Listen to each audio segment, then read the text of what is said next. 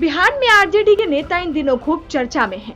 बिहार के शिक्षा मंत्री चंद्रशेखर ने हाल ही में रामचरितमानस पर विवादित बयान दिया था, जिसके बाद से पूरे देश में वो मुद्दा गरमाया हुआ था। अधम जात में विद्या पाए, भयहु जथा ही दूध पिलाए। यानी अधम मतलब होता है नीच।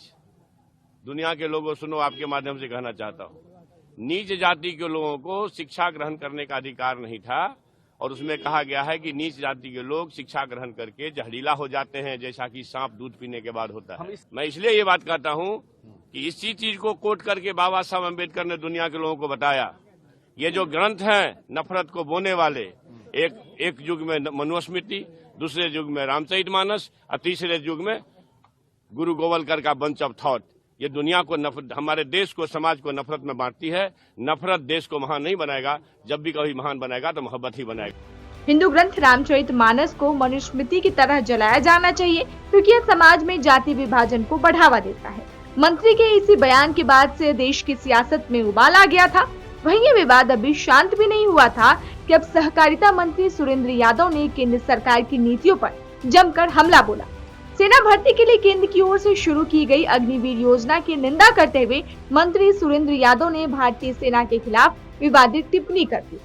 अग्निवीर योजना को लेकर पूछे गए सवाल पर सुरेंद्र यादव ने कहा कि अगले कुछ सालों में भारत की सेना हिजड़ों की फौज हो जाएगी।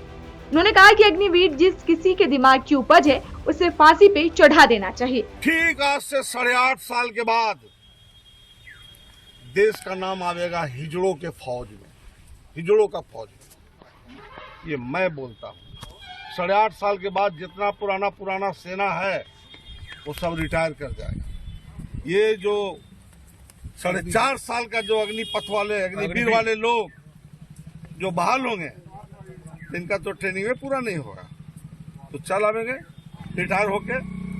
तो जब उस पर कुटुंब आवेगा शादी ब्याह के, पूछेगा क्या नाम है बाबू, तब विजय सिंह, विजय कुमार, विजय यादव, विजय प्रसाद, और बाबूजी के नाम अवधेश यादव, अवधेश सिंह, अवधेश कुमार, अवधेश।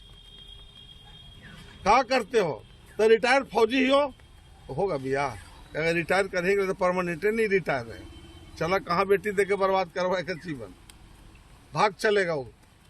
गाड़ी से भी आवेगा तो गाड़ियों छोड़ देगा, इसी पैदल भाग चलेगा वो। समझ गए ना? इस 4.5 साल के बाद इसके लिए क्या व्यवस्था हो रहा है, हम प्राइम मिनिस्टर से जानना चाहते हैं। कि 4.5 साल के बाद क्या व्यवस्था हो रहा है उन वीरों के लिए, उन नौजवानों के लिए। सर, हिजड़ों का फौज बोल रही है, कहीं ना कहीं लगता है जो भारतीय सेना संदर्भ में है कि जब बढ़िया जो हमारा जो सेना है, पूरे विश्व के सेना इससे लड़ने के लिए तैयार नहीं है। जो हमारा सेना है पूरे विश्व के इतना मजबूत है, और जब 4.5 साल में नौकरी दीजिएगा तो कौन सा सेना बहाल होगा? आप ही बताइए। आप मेरे परिवार के लोग, आप मीडिया से आते हैं, देश चलाते हैं, आप भी देश की दिशा और दशा देते हैं। आप ही बताइए 4.5 साल में क्या सेना बनेगा, कौन सा सेना बनेगा? अग्निवीर मैंने गलत है ये प्रस्ताव, 100 में 100 गलत है। जो ये प्रस्ताव लाया उसको फांसी पर चढ़ाओ। दरअसल पूर्णिया में महागठबंधन के 24 और 25 फरवरी को महारैली है।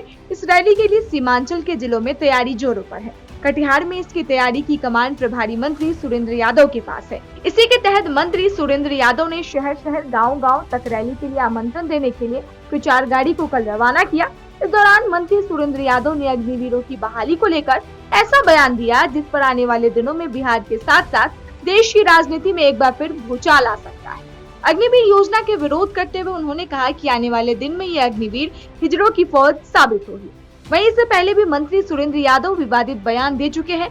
उन्होंने कुछ दिन पहले ही कहा था कि जब चुनाव आता है तो बीजेपी सरकार सेना पर हमले करवाती है, और इस बार ऐसा लगता है कि बीजेपी किसी देश पर हमला करे। बता दें कि भारतीय सेना में युवाओं को शामिल करने के लिए अग्निपथ योजना की शुरुआत की गई है। यह एक सरकारी स्कीम है। इसके तहत आवेदकों को अग्निवीर पद के लिए भर्ती किया जाएगा। इस योजना के तहत एयरफोर्स और इंडियन नेवी में भी भर्ती की जाएगी। इसकी भर्ती 4 साल के लिए होगी और 4 साल बाद 75% युवाओं को घर भेज दिया जाएगा और सिर्फ 25% युवाओं को ही स्थायी भर्ती दी जाएगी। इस पूरी खबर पे आपकी क्या राय है, हमें कमेंट कर जरूर बताइएगा। और देश और दुनिया की खबरों के लिए आप देखते रहें जनहित।